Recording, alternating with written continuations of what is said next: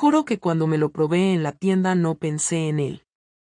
Ni en Javier, ni en el cura, ni en mi suegra, ni siquiera en mi hijo. Pensé en Samuel. Pensé en lo que diría si me viera con ese vestido azul, ceñido, que no dejaba espacio para la imaginación. Pensé en si se le notarían las ganas en la cara o si me haría ese gesto con la lengua que siempre me saca una sonrisa. Y mientras la dependienta me decía que me quedaba como un guante, yo estaba en otro sitio, con otro hombre, en otra vida. El vestido era para el bautizo de mi sobrino. Un evento familiar, en una iglesia fría y fea de las afueras de Dos Hermanas, con tarta de merengue y mantel de papel. Javier insistió en que fuéramos los 4, que era importante para su hermana, que lleváramos un regalo bonito y que no llegáramos tarde. Yo solo pensé en el vestido y en lo que vendría después. Porque esa misma noche tenía una excusa. Ya lo había planeado todo.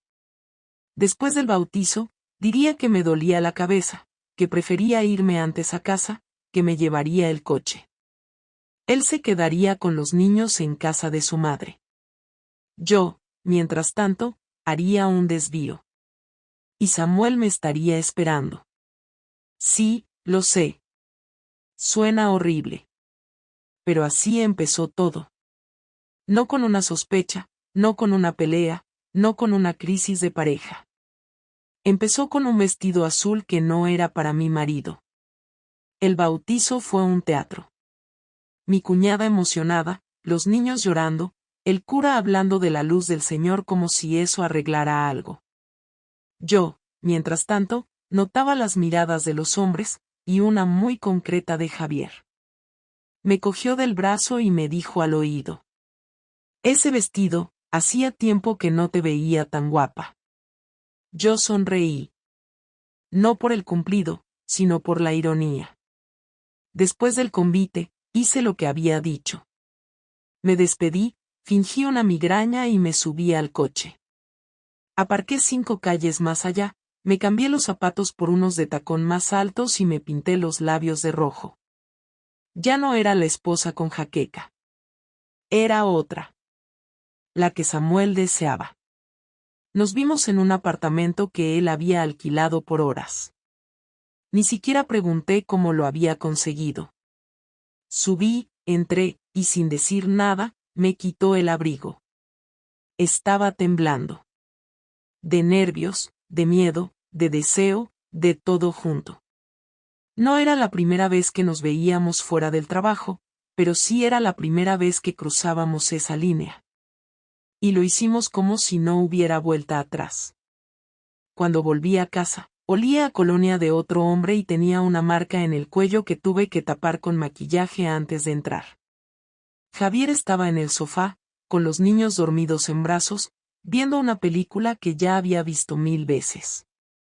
Me miró de reojo, sonrió, y me dijo: ¿Ya se te pasó la migraña? Le dije que sí. Le di un beso en la frente, ni siquiera en la boca, y subí a darme una ducha. Me miré en el espejo mientras me quitaba el maquillaje y no supe quién era esa mujer. Pero no sentí culpa. Sentí vértigo. Como si la vida que tenía se estuviera cayendo a pedazos, pero yo estuviera mirando desde arriba, sin hacer nada por detenerlo.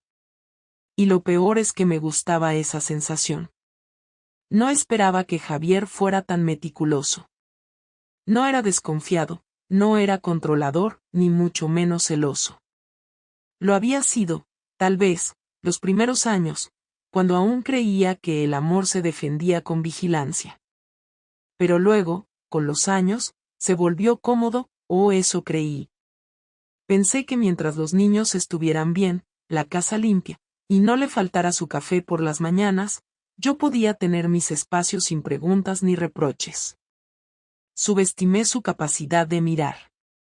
Porque Javier miraba, siempre miraba, y no decía nada, pero guardaba cada detalle. La noche en que empezó todo a tambalearse, no hubo ningún mensaje revelador, ni fotos en mi móvil, ni llamadas sospechosas. Fue más simple que eso. Cuando llegué del trabajo, lo encontré en la cocina, sentado frente al portátil, con un café recién hecho y el ceño fruncido. No levantó la vista cuando entré. Yo saludé como siempre, dejé el bolso en la silla y empecé a hablar de tonterías, que si la reunión con el jefe, que si el tráfico, que si la frutería de la esquina estaba cerrada. Javier me interrumpió con una frase que no supe cómo interpretar en ese momento. ¿Tú crees que el deseo se puede esconder? Yo no entendí la pregunta, o no quise entenderla, así que me hice la tonta. Le pregunté si hablaba de nosotros, o si era alguna conversación con sus alumnos, o si estaba escribiendo algo. Él cerró el portátil con cuidado, tomó un sorbo de café y me miró por primera vez. Te vi, Laura. El sábado, después del bautizo. Se me secó la garganta. No preguntó nada. No gritó. No acusó. Solo lo dijo. Y ese te vi pesaba como si llevara una semana guardando celo. Mi reacción fue un desastre. Empecé con un ¿de qué hablas?, luego pasé a un no entiendo, y terminé diciendo que había ido a casa, que me dolía la cabeza, que seguramente estaba confundido. Fue inútil. No estoy confundido, me respondió. Vi cómo salías del coche con otros zapatos, con el abrigo abierto, como caminabas rápido hacia el edificio de la calle Ávila. No te seguí. Me fui. Pero te vi. Y con eso me basta.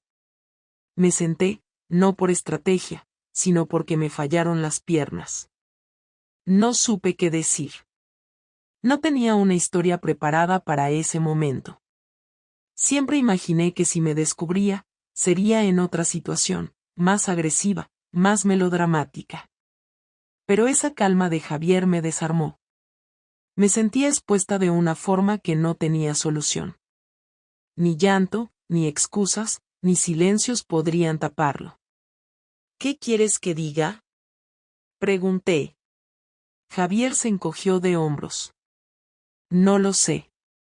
No estoy buscando una confesión. La realidad ya la conozco. Lo único que no sé es desde cuándo. Y tampoco sé si me interesa saberlo. Ahí fue cuando me quebré. No por tristeza, ni por culpa, sino por rabia. Porque odié la forma en que él me hablaba como si yo ya no le importara, como si fuera un trámite más en su día. Le grité que no tenía derecho a espiarme, que si sospechaba algo lo mínimo era haberlo dicho, que no era un detective privado, que yo también había soportado cosas de él durante años. Que también había sentido sola. Que también necesitaba algo más. ¿Y esa es tu justificación?, preguntó sin alterarse. ¿Qué te sentías sola? Sí, contesté, con los ojos vidriosos. Me sentía vacía, como un mueble más en esta casa.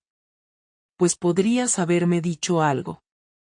Podrías haberme pedido un cambio. Podrías haberte separado antes de empezar a follarte a otro. La violencia de sus palabras me dolió porque eran exactas. No lo adornó. No dijo ser infiel ni tener algo con otro. Usó la palabra justa. Me la arrojó como una piedra, y me la merecía. Me quedé callada. Él también. Estuvimos así unos minutos, hasta que se levantó y dijo que iba a dormir al sofá. Esa noche no pude cerrar los ojos.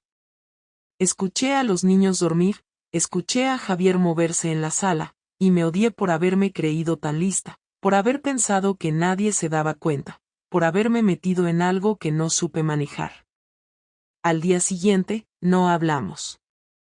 Desayunamos en silencio, con los niños preguntando si íbamos al parque ese fin de semana. Javier actuaba con una frialdad quirúrgica. Ni un reproche, ni un gesto de desprecio. Me ignoraba como si no estuviera. Me dolía más que si me gritara. Durante esa semana, me di cuenta de que su venganza sería silenciosa. Me estudiaba. Me observaba como quien mira una casa en ruinas y calcula cuánto costaría reconstruirla, o si vale más dejarla caer. Yo me esforzaba en hacer las cosas bien, en preparar cenas, en estar disponible, en fingir una normalidad que ya no existía. Pero él no respondía a nada. Ni a los gestos ni a las palabras. Una tarde, al volver del trabajo, vi que faltaban cosas de su armario. Su ropa de deporte, una mochila, un par de libros que siempre tenía en la mesita de noche. Fui al salón y lo enfrenté. ¿Te vas a ir sin decir nada? Javier me miró serio, como si hubiera esperado esa pregunta todo el día. No me voy. Me estoy preparando. ¿Preparando para qué? Para no necesitarte. No supe qué contestar. No había reproche en sus palabras, solo un plan en marcha. Un movimiento preciso. Me miró como quien mira a alguien por última vez antes de soltar la cuerda. Y entendí que ya no me quería castigar. Lo que quería era desaparecer. Y eso dolía más que cualquier insulto. Lo peor fue esa noche, cuando me di cuenta de que no tenía ni idea de qué hacer. Porque ya no se trataba de que él supiera la verdad. Se trataba de lo que vendría ahora. Y eso no dependía de mí. El sábado por la mañana, Javier me despertó con una frase que no esperaba: hoy vamos a hablar. No usó ningún tono agresivo, pero tampoco dejó espacio para evasivas. Me pidió que me arreglara, que dejara a los niños con su madre, que saliéramos solos, sin móviles, sin interrupciones. Yo asentí sin hacer preguntas. No estaba en condiciones de negarme a nada, y además sentía que lo que se venía era inevitable. En el coche, no hablamos. Javier conducía con calma, con los ojos fijos en la carretera, como si ya tuviera en mente todo lo que iba a decir. Aparcamos en un descampado cerca del campo, un sitio que solíamos visitar cuando salíamos de novios, y eso me confundió un poco, porque me pareció un detalle cruel. Como si quisiera escarbar en los recuerdos para hacerme daño con más precisión. Nos sentamos en un banco. No hacía frío ni calor, el sol apenas molestaba, y solo se escuchaban algunos pájaros lejanos. Fue Javier quien rompió el silencio. No quiero gritarte. No quiero insultarte. No quiero hacerme la víctima. Pero necesito que me expliques por qué lo hiciste. No me mientas. No me digas que no fue nada. No me digas que fue un error. Quiero que me hables como un adulto. Me quedé un momento sin saber qué decir. No porque no supiera qué responder, sino porque por primera vez entendí que no iba a haber manera de escapar de esa conversación. Ya no podía esconderme detrás del cansancio, de los niños, del trabajo, ni de la culpa. Era el momento de decir las cosas como eran, aunque dolieran, aunque dejaran cicatrices que no se borrarían nunca. No fue solo una vez, empecé, tragando saliva. No fue un accidente, ni algo que simplemente pasó. Lo busqué. Lo acepté. Lo permití. No tengo una excusa que lo justifique. Y sí, sabía que estaba mal. Pero lo hice igual. Javier no se inmutó. Me miraba fijo, con los brazos cruzados, como si cada palabra que decía fuera una pieza más de un puzzle que necesitaba terminar. ¿Por qué con él? Porque me sentía viva. Porque me miraba como tú ya no me mirabas. Porque me escuchaba. Porque me hacía sentir deseada, especial, no invisible. ¿Y yo te hacía sentir invisible? No al principio. Pero con el tiempo, sí. Nos convertimos en padres, en compañeros, en vecinos, en todo menos pareja. Dejamos de tocarnos, de hablarnos con sinceridad. Me sentía una parte del mobiliario. Y él apareció justo en ese vacío. Javier asintió lentamente. ¿Te enamoraste? No. Pero me enganché. No a él, sino a lo que representaba. A la novedad. A la idea de que todavía podía despertar deseo en alguien. ¿Y pensabas dejarlo? Lo pensé muchas veces. Pero no lo hice. Supongo que una parte de mí no quería soltar eso que me hacía sentir diferente. Aunque me estuviera destruyendo por dentro. Hubo una pausa larga. Javier respiró hondo y se frotó la cara con ambas manos. Luego habló. ¿Sabes qué es lo que más me duele? Que ni siquiera me diste la oportunidad de saberlo. De luchar por nosotros. De cambiar. Tomaste la decisión sola. Me quitaste el derecho a elegir. Lo sé. Y no sabes cuánto lo siento. No, no lo sabes. Porque si lo supieras de verdad, habrías parado antes. Pero no lo hiciste. Me mentiste todos los días. Me besabas, me decías que todo iba bien, que estabas cansada, que era el trabajo. Y mientras tanto ibas con él. A escondidas. Y lo peor es que nunca cambiaste el gesto. Ni una señal. Ni una sola grieta que me permitiera ver la verdad. Porque me daba miedo perderlo todo, dije casi sin voz. Y al final lo perdí igual. No lo perdiste. Todavía no. Pero estás a punto. Lo miré, sin entender qué quería decir con eso. Entonces sacó un sobre del bolsillo de su chaqueta y lo dejó sobre mis piernas. No era grueso, ni pesado, pero sentí que cargaba una tonelada. ¿Qué es esto? Mis condiciones. Si quieres que sigamos juntos, vas a tener que aceptar todo lo que hay ahí dentro. No es negociable. Lo lees, lo piensas, y me lo devuelves mañana. Con una respuesta clara. Abrí el sobre con manos temblorosas. Había una lista escrita a mano, con su letra clara y ordenada. No era un documento legal. Eran exigencias personales. Directas. Cada una de ellas era una bomba. Cortar todo contacto con él. Decirle a tus padres y a los niños lo que hiciste. Terapia de pareja semanal durante 1 año. Dormir en habitaciones separadas durante al menos 3 meses. No salir sola en tu tiempo libre durante el mismo periodo. 0 redes sociales. Dejar tu trabajo. La lista seguía. Y no eran peticiones, eran imposiciones. Javier me estaba planteando un castigo.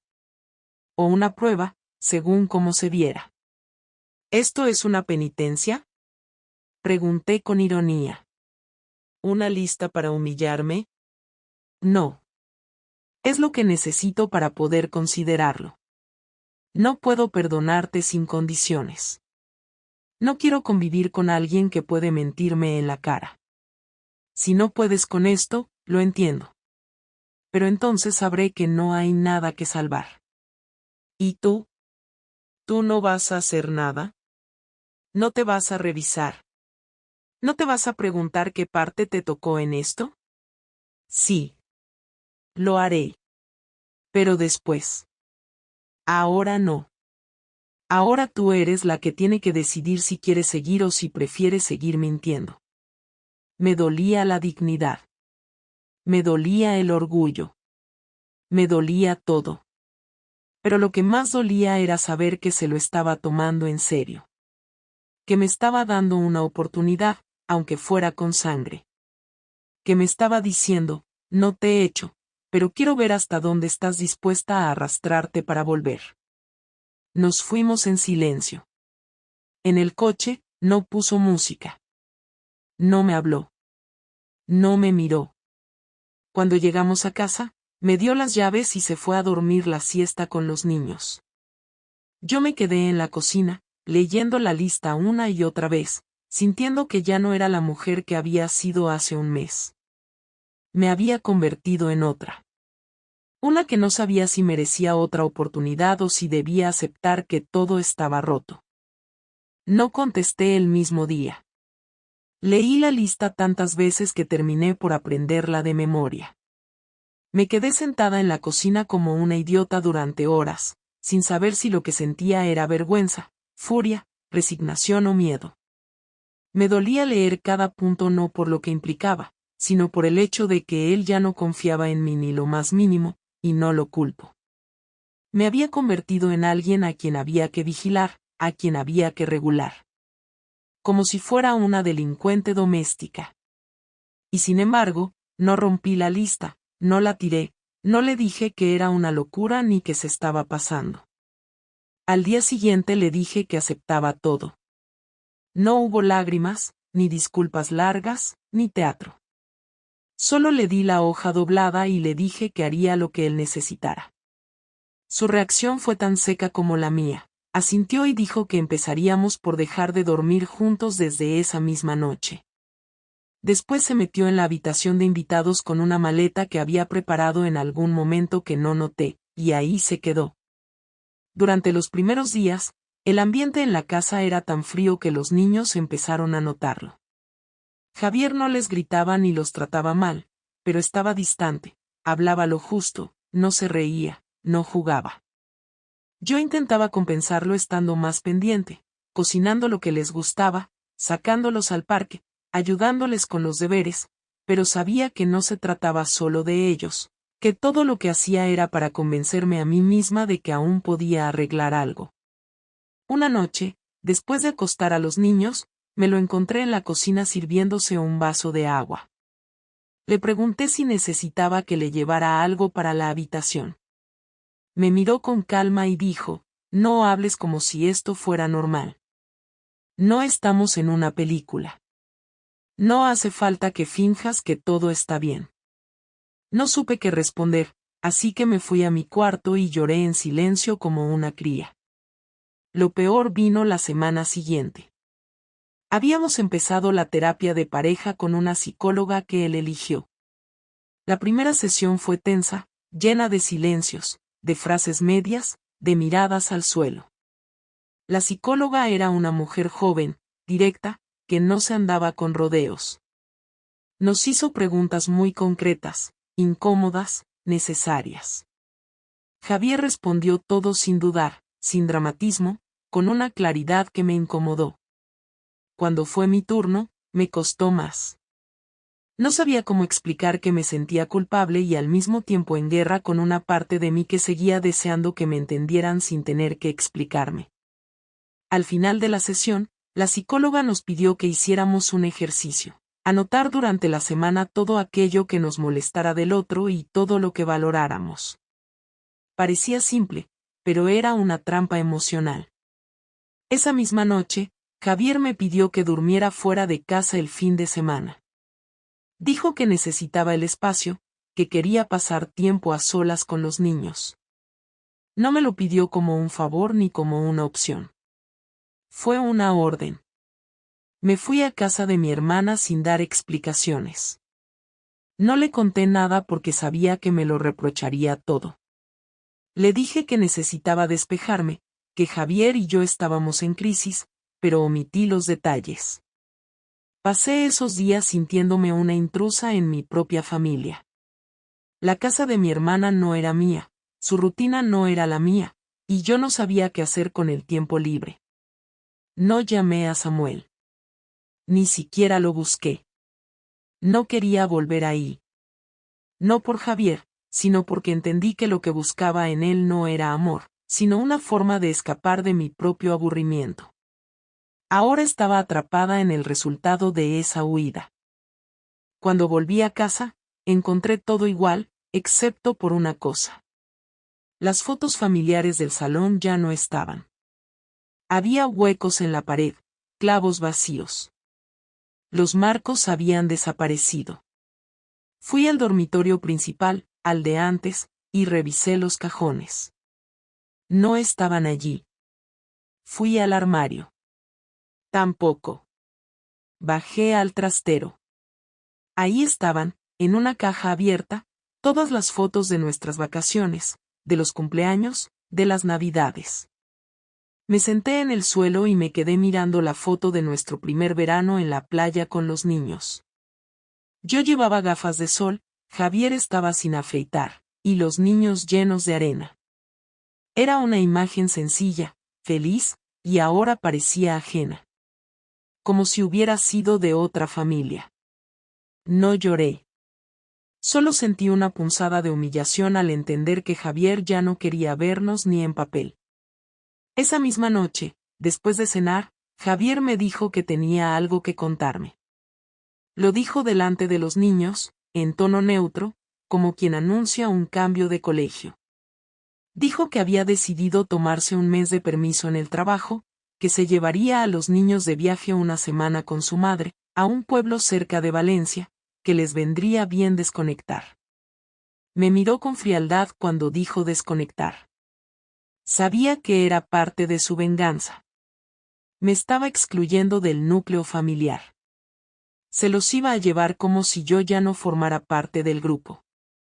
Los niños se emocionaron con la idea del viaje, preguntaron si yo iría. Javier se adelantó. Mamá necesita descansar también, así que esta vez será algo solo entre nosotros. No hubo espacio para que dijera nada. La decisión ya estaba tomada. Sentí una mezcla de rabia y desamparo. Él lo sabía. Estaba marcando territorio.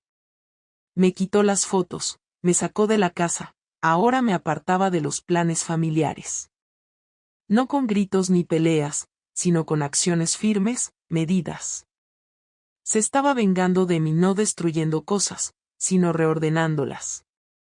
Me quitaba cada espacio que compartíamos, cada rutina. Me convertía poco a poco en una extraña. Y lo hacía con precisión, con estrategia. No intenté discutir. No pregunté nada. Me limité a sentir y a desear que esa semana pasara rápido. Quería tiempo para pensar, pero también me dolía el silencio. No dormí bien esa noche. Soñé que entraba en casa y los muebles no estaban. Me desperté sobresaltada y con la sensación de que Javier no estaba simplemente enfadado. Estaba decidido a que yo supiera lo que era perder todo sin que nadie te lo gritara a la cara. Y lo estaba logrando. La noche antes de que Javier se fuera con los niños me senté en el borde de su cama y le pedí que habláramos. No dijo que no, pero tampoco me invitó a sentarme. Cerró el libro que estaba leyendo, se incorporó levemente y se quedó mirándome con esa expresión neutra que había aprendido a usar desde que todo esto empezó. Me temblaban las manos, pero no por nervios sino porque ya no me quedaban más defensas. Había aceptado su lista, había aguantado su desprecio, me había quedado sola en casa mientras él se llevaba a los niños como si fueran solo suyos, había ido a la terapia sin poner excusas, había hecho todo, pero nada parecía moverlo. Yo no sabía si lo que quería era recuperarme o destruir lo que quedaba de mí. Así que esa noche, sin rodeos, le pregunté si pensaba perdonarme o si solo estaba alargando la agonía por algún motivo que no alcanzaba a entender. Me miró sin decir nada durante unos segundos que se me hicieron insoportables. Luego respiró y empezó a hablar. No estoy alargando nada. Estoy viviendo esto como puedo. No me levanto cada mañana pensando en cómo joderte. Me levanto pensando en cómo no volverme loco. Porque aunque tú no lo creas, esto también me está destrozando. Le dije que lo sabía, que no pretendía que todo volviera a ser como antes de un día para otro, pero que necesitaba saber si él quería seguir conmigo, porque si lo único que quería era castigarme de forma indefinida, entonces no tenía sentido continuar. Él negó con la cabeza. No estoy jugando a eso. No me interesa tener a una mujer arrodillada eternamente. Pero tampoco puedo actuar como si todo se resolviera porque dijiste lo siento y aceptaste unas condiciones. Yo no te pedí esto para humillarte. Lo hice porque necesitaba tiempo, estructura, orden. Porque cuando todo se desmorona, uno intenta aferrarse a lo que pueda. Y tú me quitaste todo de golpe. Así que necesito controlar lo que queda. Si no lo entiendes, entonces es que aún no estás lista para lo que significa realmente reparar algo roto. Le respondí que entendía, que intentaba cada día entenderlo todo. Le dije que había pensado en irme muchas veces, pero que no lo había hecho porque quería arreglar las cosas, no solo por los niños, sino porque todavía sentía algo por él. Que a pesar de todo, seguía queriéndolo, aunque ya no supiera cómo demostrarlo sin que sonara falso. ¿Y cómo quieres que vuelva a creerte? ¿Qué hago con todas las veces que mentiste mirándome a la cara? No supe qué decir. Lo que él necesitaba no era una respuesta, era algo que yo no podía darle. Confianza inmediata. Borrones mágicos. Y eso no existía. Le dije que no esperaba que confiara en mí ahora, pero que necesitaba saber si al menos pensaba que algún día podría hacerlo. No lo sé, Laura. No te voy a mentir. Hay días que me levanto y creo que sí.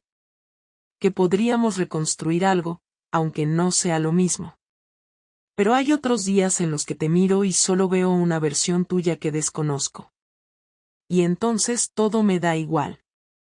Me gustaría poder decidirme ya, pero no puedo. Por eso me voy con los niños, para pensar con claridad. No es una amenaza ni una escapatoria. Es lo que necesito ahora. Y si tú también necesitas claridad, úsalo para eso. Le pregunté si había alguien más. Fue impulsivo. No lo había pensado antes, pero en ese momento me salió solo. Lo pregunté porque no soportaba la idea de estar pagando sola por lo que habíamos hecho los dos mal, aunque en diferentes formas. Me miró, no con sorpresa, sino con decepción. No. No hay nadie. Pero qué curioso que pienses en eso. Lo que hiciste fue tan grande que ahora todo lo que hago tiene que pasar por tu sospecha. A veces no sé si me estás pidiendo perdón o pidiendo permiso para sentirte bien contigo misma otra vez. No se trata de si tengo a otra persona. Se trata de que tú tuviste a otra persona y no te importó lo suficiente como para detenerte. Así que no hagas preguntas que no estás preparada para contestar tú misma. El silencio que siguió fue denso. Me levanté del borde de la cama y caminé hacia la puerta, pero antes de salir me giré. Si cuando vuelvas decides que no quieres seguir, solo te pido una cosa. No uses a los niños como excusa. Díselo claro. No los confundas. No digas que mamá y papá se quieren pero necesitan espacio. Si decides irte, diles que es porque no me perdonas. Aunque me odien. Pero que lo sepan. Lo haré. Pero también te digo algo. Si cuando vuelva decido quedarme, esto no será una victoria para ti. No será el final feliz. Será el inicio de algo completamente distinto. Y no sé si tú vas a estar preparada para eso. Esa fue la última conversación real que tuvimos antes de que se fuera. Al día siguiente salieron temprano. Escuché a los niños reír mientras metían las mochilas al coche. No bajé. Javier no subió a despedirse. Solo oí el portazo y el motor arrancando. Me quedé sola en casa. Sin los niños, sin él, sin ruido. Con las fotos guardadas en el trastero, con la habitación vacía, con las listas tachadas a medias. Pasé las primeras horas caminando de un lado a otro, sin saber si limpiar o llorar o dormir. Al final me senté en el sofá y me quedé ahí toda la mañana. No hice nada. No pensé en Samuel, ni en Javier, ni en los niños. Me quedé sola conmigo misma, y esa fue la parte más difícil. Después del mediodía, abrí el portátil y escribí una carta. No a Javier, ni a los niños, ni a la terapeuta. Me la escribí a mí misma. Para poner en palabras todo lo que no había dicho. Me tomó horas. La guardé sin releerla. Era la primera vez en semanas que sentía que hacía algo por mí y no para reparar lo que había roto. Y aún así, no me sentí mejor. Pero al menos me sentí clara. Javier volvió un martes por la tarde. Escuché el coche al aparcar, las puertas al cerrarse, los pasos de los niños subiendo las escaleras. No bajé. Me quedé en la cocina fingiendo que lavaba algo que ya estaba limpio. Él entró con las mochilas en la mano, dejó todo en el suelo del pasillo y se asomó al marco de la puerta sin decir nada. Nos miramos durante unos segundos y fue suficiente para entender que no traía una decisión definitiva. Pero ya no esperaba una. Había pasado esa semana sola, sin distracciones, sin nadie diciéndome qué hacer o qué no, y no me volví loca. Tampoco tuve revelaciones. Solo me di cuenta de que podía existir en medio del vacío, y que eso ya era algo. Los niños se adaptaron con más naturalidad de la que pensé. Volvieron con historias, dibujos, preguntas, la misma energía de siempre, como si lo nuestro no tuviera ninguna relación con su mundo. Pero yo sabía que no era así. Los niños no son tontos. Notan todo. Y si no preguntaban, era porque preferían que no les contestáramos. Supongo que en su forma de sobrevivir también se aprende a callar. Esa noche, Javier durmió en la habitación de invitados. Yo no intenté nada. Ni una charla, ni una excusa, ni una conversación forzada. Estaba cansada. No de él, ni de mí, sino de todo. Había aceptado que no existía un final que me dejara satisfecha. Ninguno de los dos iba a ganar. Ninguno de los dos iba a salir de esto intacto. Y con esa idea en la cabeza empecé a reconstruir mi día a día. No hice promesas. Me levantaba, desayunaba con los niños, los llevaba al colegio, trabajaba, volvía, preparaba la cena. Sin hablar de nosotros. Sin pedir nada. Solo ocupándome de lo que me tocaba. No era sumisión. Era agotamiento. Había dejado de esperar redención. Solo me quedaba avanzar. Un viernes, cuando los niños ya dormían, Javier me llamó al salón. Me senté frente a él sin preguntar por qué. Me dijo que no iba a ir más a terapia. Que no le estaba sirviendo. Que cada vez que hablaba en esas sesiones salía con más rabia, no con más claridad. Le pregunté si eso significaba que no quería seguir conmigo. Me dijo que no lo sabía, que estaba en una especie de tierra de nadie donde todo le parecía forzado, mecánico, como si estuviera viviendo una vida que alguien más le había escrito. Le respondí que entendía, que no iba a insistir en nada. Que si decidía irse, lo aceptaría. No porque me diera igual, sino porque había comprendido que retener a alguien solo por miedo no era una forma de amor. Se quedó callado un momento y me preguntó si había vuelto a ver a Samuel. Le dije que no. No porque quisiera convencerlo, sino porque era verdad. No lo vi, no lo busqué, no volví a contestar sus mensajes. La historia con él se había terminado desde el mismo día en que Javier me descubrió. No porque dejara de sentir lo que sentía, sino porque ya no tenía sentido mantenerla. Era como seguir empujando una mentira que había perdido toda su función. Javier no reaccionó con alivio. Tampoco con duda. Solo asintió. Me dijo que se había dado cuenta de que lo que más le dolía no era lo que hice, sino cómo lo hice. Que él podría haber sobrevivido a una noche de sexo, a una aventura pasajera, a un error. Pero lo que lo quebró fue mi capacidad de mantener una doble vida con tanta naturalidad. Esa frase me destruyó más que todas las anteriores. Porque tenía razón. Yo no lloré. No me excusé. No caí en la típica autodefensa de quien dice que no sabía lo que hacía. Sí lo sabía. Fui consciente cada segundo. Elegí hacerlo. Y lo repetí. Él merecía saber eso. Así que se lo dije. No fue un desliz. Fue una elección. Lo sabía y lo hice. Pensaba en ti y lo hacía igual. Y no tengo cómo justificarlo. Lo dijo todo. No hubo más preguntas. Se acabó la necesidad de explicación. Esa noche, por primera vez, dormí profundamente. Como si finalmente todo estuviera en su sitio. No porque lo hubiéramos resuelto, sino porque habíamos llegado al fondo del asunto. Ya no quedaban capas que quitar. Ni a mí ni a él. Pasaron 3 semanas sin hablar más del tema. Empezamos a convivir con una frialdad funcional. Hacíamos lo necesario para que los niños no se sintieran en medio de una guerra. Nos turnábamos en las tareas, compartíamos las cenas, las reuniones del colegio, las pequeñas cosas. Éramos 2 adultos haciendo lo mínimo para sostener una estructura. Y dentro de todo, funcionaba. Sin amor, sin odio, sin necesidad de fingir cariño. La rutina nos protegía de tener que tomar decisiones drásticas.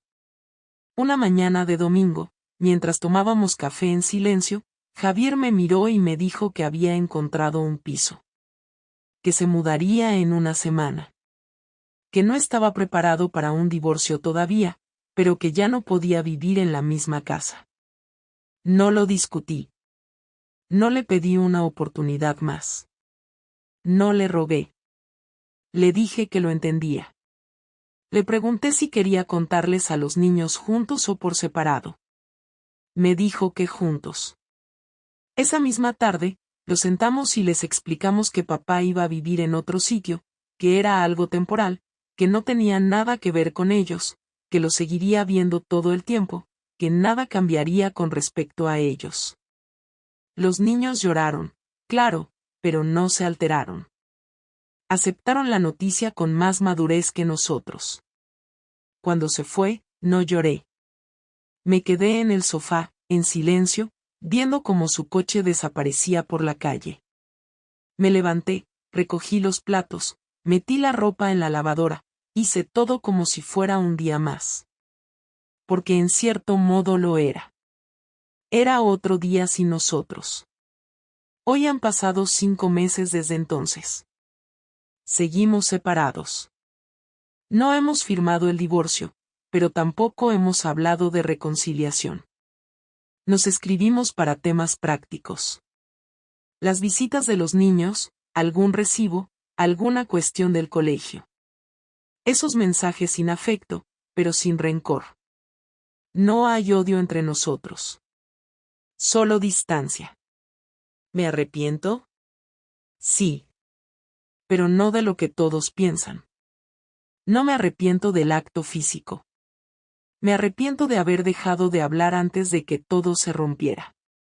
De haberme sentido tan sola y no haber tenido el valor de decírselo antes de buscar otra salida. Me arrepiento de no haberme enfrentado a mi vacío con honestidad. Y también me duele que él no haya notado nada hasta que ya era tarde. No para culparlo, pero sí para aceptar que esta historia es de 2, aunque la herida la haya causado yo. Hoy no sé si volveremos a estar juntos. No tengo planes ni esperanzas. Estoy centrada en mis hijos, en reconstruirme sola, en entender por qué llegué donde llegué. A veces la gente me pregunta cómo estoy. Siempre respondo lo mismo, estoy bien, porque no tengo otra opción. No porque lo esté realmente, sino porque la vida sigue. Y ya no necesito que nadie me lo recuerde.